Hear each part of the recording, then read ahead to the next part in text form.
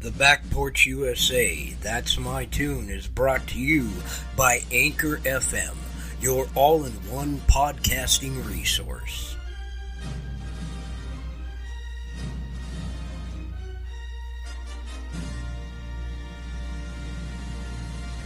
Well, hey there, and thanks for stopping on in. I'm glad you can make it back. In fact, why don't you kick off your shoes, pop a squat.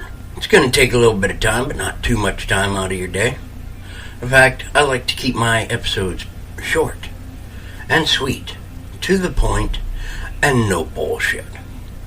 In fact, I keep it so short that it's like a T-Rex. Mighty, but with short arms. And I can't reach my nuts. I'm Luke Eller, your host, and you are listening to The Back Porch USA. TBP-USA. And I am so glad that you are back. I have some good stories for you today. In fact, we're looking at the Cannibal Sandwich and the Squirrels Are Coming installment 3. With that being said, why don't we kick it on off, huh? You know, we're in the holiday seasons. We're in the holiday seasons here, and everything is full bore. Holiday. Everybody wants to have the holiday. I've heard of some weird holiday traditions. You know, you got your elf on the shelf. That's pretty common these days. It was pretty bizarre and unheard of when I was young. I don't know why we need stuffed toys watching over our children just to tell our children that Santa isn't real. But this one is one that has stuck around, disappeared for a long time, and came back. We're talking about the upper Midwest. It is a Milwaukee tradition, come Christmas time, for people to consume what is called the Cannibal Sandwich. And the Cannibal Sandwich causes such an uproar around Christmas time. Bunzel's Meat Shop goes through over 1,000 pounds of raw beef and 250 pounds of raw onions exclusively for the Cannibal Sandwich. Now, I think you know where I'm going with this at this point when I say over 1,000 pounds of raw beef. But let's clarify what's going on. It is a northern tradition in Wisconsin to consume a sandwich consisting of raw beef, raw onions, with salt and pepper to taste. Raw beef, folks. Raw beef. Now, the owner of the Bunzel's Meat Shop says, don't knock it till you try it. The inexperienced are often shocked by what they witness.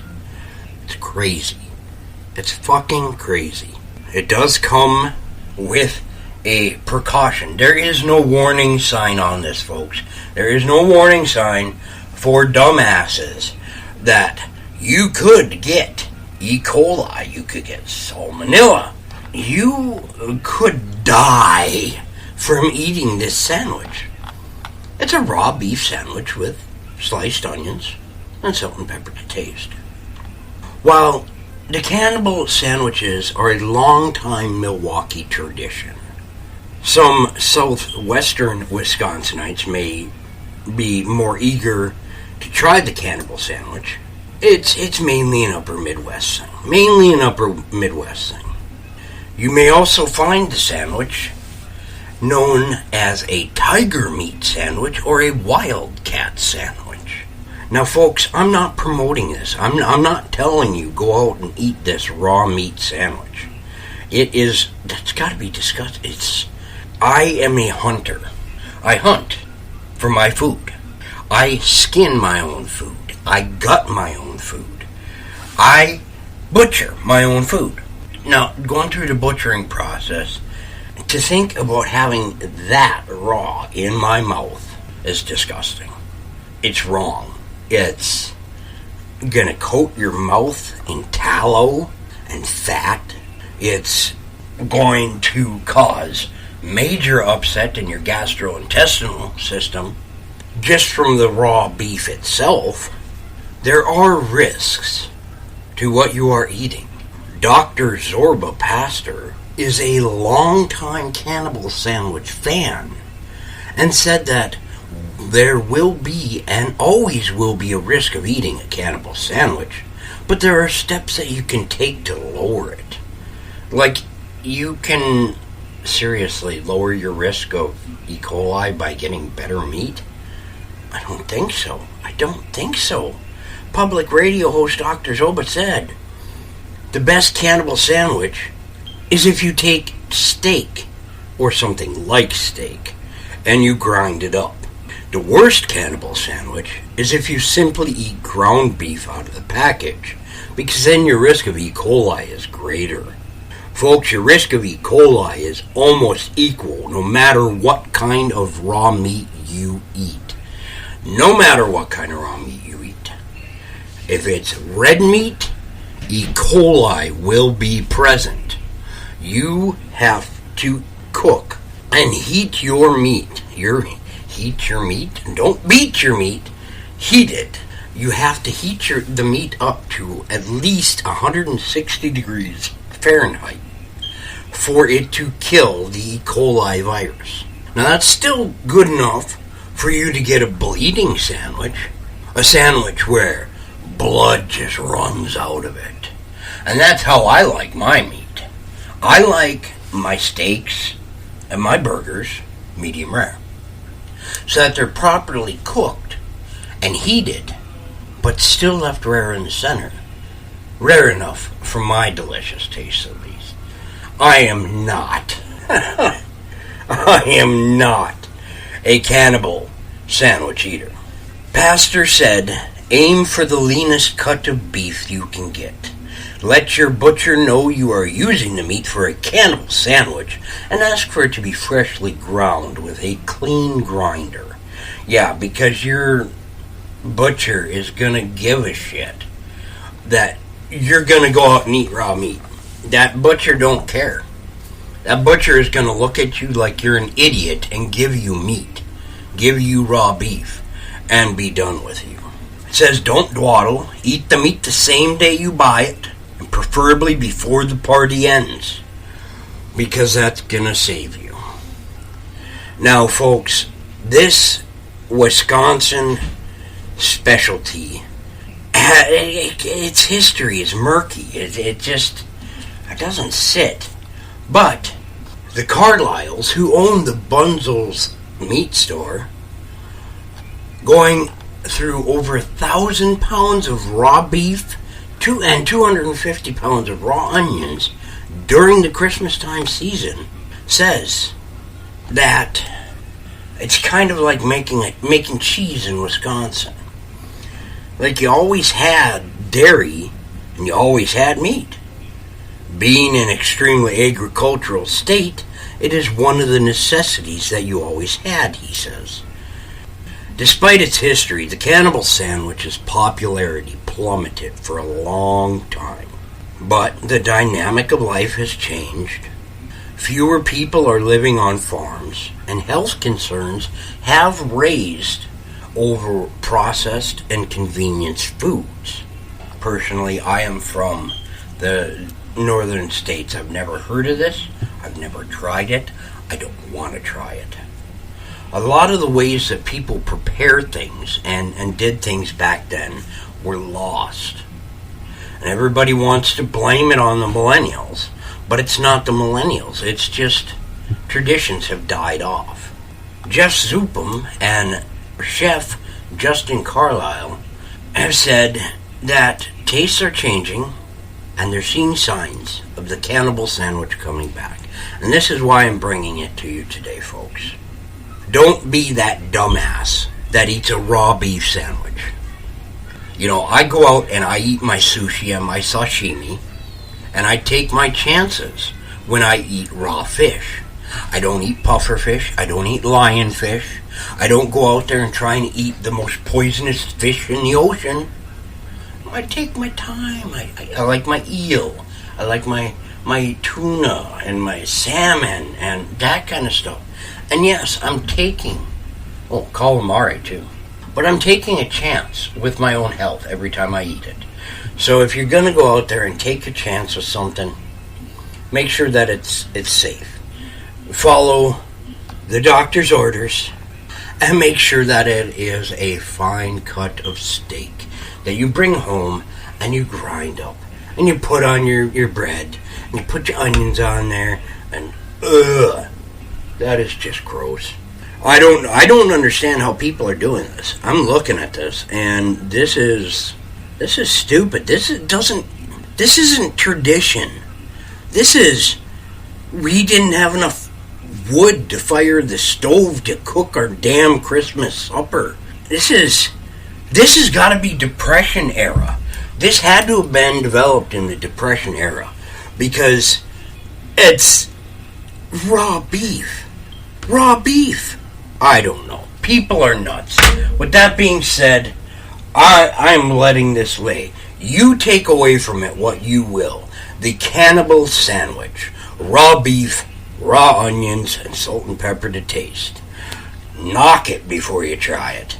With that being said, I'm cutting a commercial break, and I will see you after this shake and bake commercial. If you haven't heard about Anchor, it's the easiest way to make a podcast. Let me explain. It's free. There's creation tools that allow you to record and edit your podcast right from your phone or computer. Anchor will distribute your podcast for you so it can be heard on Spotify, Apple Podcasts, Google Play, and many more. You can make money from your podcast with no minimum listenership. It's everything you need to make a podcast in one place. Download the free Anchor app or go to Anchor FM to get started. Well, hey there, and welcome back to the Back Porch USA. We're looking at The Squirrels Are Coming Installment 3. And this is the history on the war on squirrels.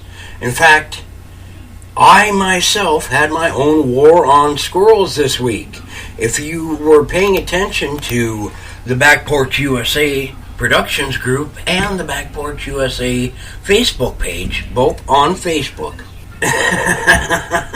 I had a war with squirrels this week. They chewed through my Christmas lights, thus resulting in me getting electrocuted in the dark because I was trying to figure out where the broken bulb was, where the dead bulb was, and I reached over, I grabbed what I thought was a strand of wires, and it was a single hot wire that zapped me pretty dang good. These squirrels, they seem to surround me. They do. They seem to surround me. In fact, I think I am pissing them off by talking about them. I think they listen. I really do. The rabbit hole is getting deeper, folks. The rabbit hole is getting deeper. They attacked not just one section of lights, but they attacked several sections of lights. And they also wound up breaking the glass table on my patio. Ran out into the middle of the front yard with my string of lights while it was electrocuting them. I tell you, it's nuts. It's nuts. But what I got for you here today is the third installment of The Squirrels Are Coming. In 1899, the state of Virginia gave the gift of a pair of gray squirrels that were dubbed the Adam and Eve of all squirrels. The goal was to repopulate the nation's capital with furry little devils. By 1901, it was all set, with the Washington Post publishing, "It is Woods' intention to restock the grounds surrounding the Capitol's buildings with squirrels in order to increase the attractiveness of the park." Now that's all I got for you for installment 3, but it says a lot about how we viewed squirrels back then. Squirrels are evil. They are evil little creatures, but back then they were seen as beautiful critters that could do no harm. And you know, even my family didn't believe me when I said the squirrels will attack. And then they did attack. And they ruined our Christmas lights. Stole 3 bulbs, and then chewed through the main wiring twice in 2 different spots. And they had to have been electrocuted. It seems like something out of Chevy Chase's Christmas Vacation. But it's not. It's true. It's true. That's all I got for you tonight. That's all I got for you tonight, folks. Thank you for listening in to another episode of the Back Porch USA, TBP-USA. And I love you. Eller's out. I'll catch you on the flip side.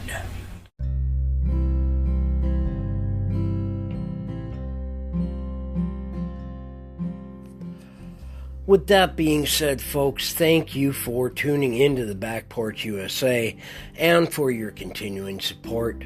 It's awesome. I love you guys. You can reach out to me with a voice message here on Anchor FM on the homepage for TBP-USA. You know it, the Back Porch USA.